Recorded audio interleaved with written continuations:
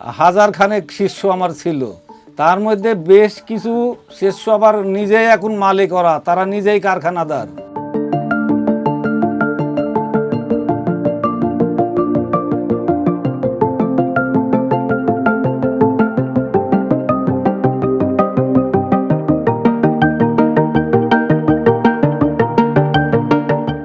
আমার নানির নাম হলো রোকিয়া, ওর বাপের বাড়ি হইল ভৈরব। আমার এই নানির ভাইয়ের কারখানা ছিল ভৈরব। আমি ওখানে যায়া আমার এই কাজ শিখা অনুমানিক 15-16 বছরে আমি কাজ শিখতে গেছি। আমি কাজ শেখার পরে বেশ কিছুদিন কাজ করেছি ওনার ওখানে, ঢাকাত করেছি, ভৈরব করেছি।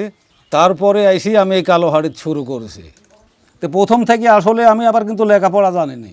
তখন আমি চেষ্টা করবো যে না, এটি হাতের কাম, এই কাজটা যদি আমি শিখি তাহলে আমার জীবন আমি এই কাজের প্রতি পার করতে পারবো।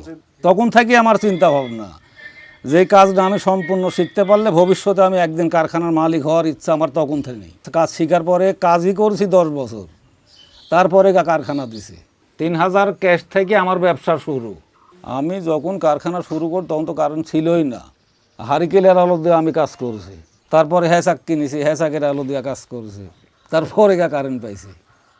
আমার হাত ধরি কাজ শিখা মোটামুটি হাজার খানেক শিষ্য আমার ছিল, তার মধ্যে বেশ কিছু শিষ্য আবার নিজেই এখন মালিক, ওরা তারা নিজেই কারখানাদার। আমার থেকে স্বাবলম্বী এখন তারাই বেশি। আমার কারিগর খাটে 10টা, কারো খাটে 20টা। করোনার মধ্যে ব্যবসা একটু বন্ধই ছিল মোটামুটি, পড়াই লোকের আমি টুকটাক করে চালাইছি তাও। আর ওই মন্দার বাজারেই কালোহাটের কিছু কারখানা আলা একদম মাইরি খায় আছে, ওরা আর উঠতেই পারেনি। এমন সময় আছে কারখানা বন্ধই হয়ে গেছে, পরে আবার চালু করেছি।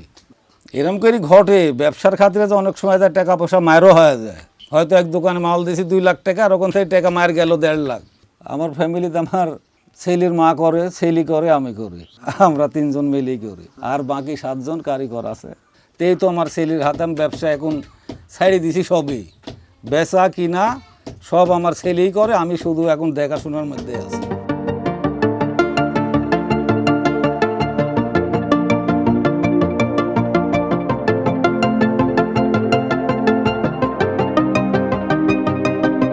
আমার বাবার হাত ধরে আমি এই স্যান্ডেলের জগতে এসে অনেক একটু স্বাবলম্বী হয়েছে। এখন বর্তমানে হয়ে গেছে অনলাইনের যুগ। আমি স্যাম্পলটা কালেকশনই করি অনলাইন থেকে, দোকানদারে দেখায়, দোকানদার যেটা অর্ডার দেয় আমরা একদম সেম মাল বানাই দিই। মোবাইলে যেটা দেখাবেন আমাদের সেটা আপনার তৈরি করে দিতে পারবো। আমার স্বামী অসুস্থ, স্টক করি, অসুস্থ হয়েছে। এমনি আমি লেখাপড়া শিখাবো কি করি, খাওয়া পড়া আছে। তখন আমি ভাবি চিন্তি আমি স্যান্ডেলের কাজ শিখতে লাগলো। কাজ শিখি, তখন কাজ শিখি, বড় মেয়ে লেখাপড়া শিখা বিয়া দিছি। আর আরেকটা মেয়ে আছে ক্লাস 6-7 পড়ে।